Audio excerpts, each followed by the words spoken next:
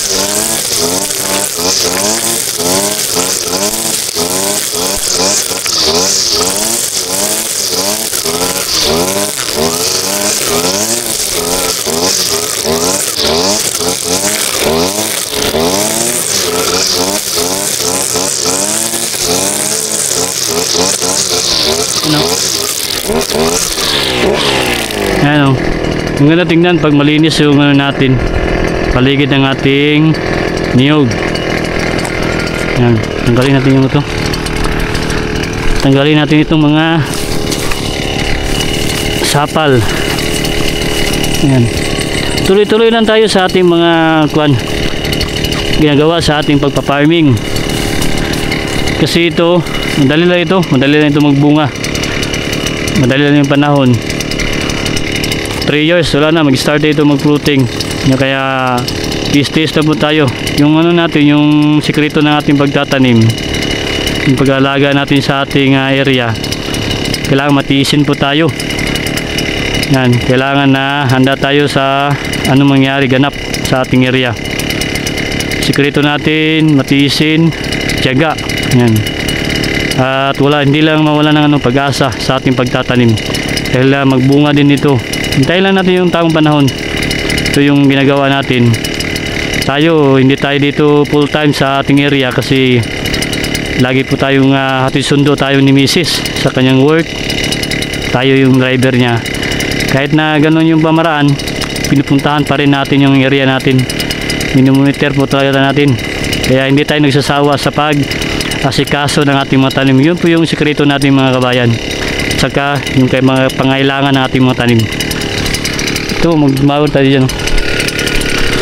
Yan. Ito lang. Ano?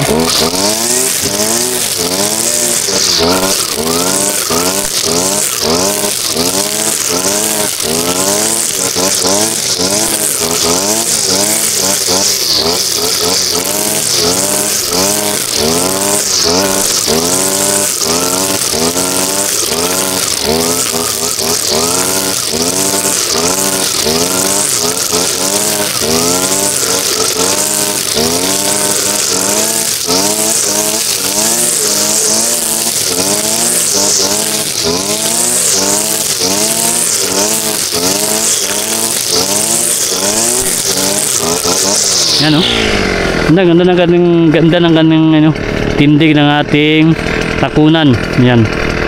Mag-spray naman tayo ng ating takunan dwarf. Yan.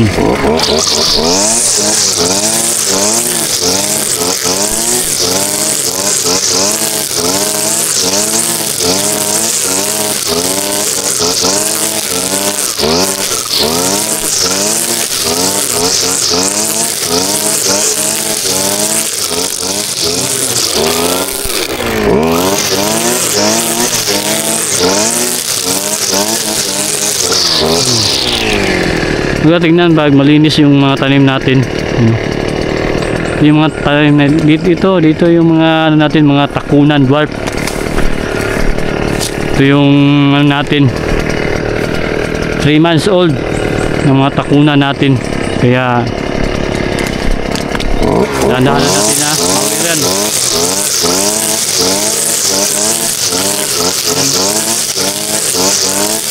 Malinis talaga.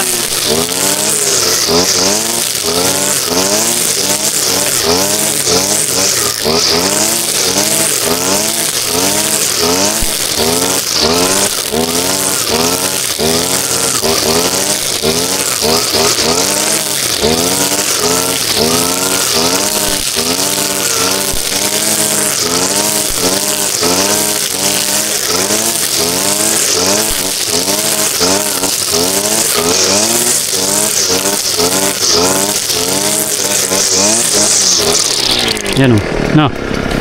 Ganda ng ating niyog. Takunan. Natin o. Yung mga kabayan o. Ganda kayong mga dahon. Yan.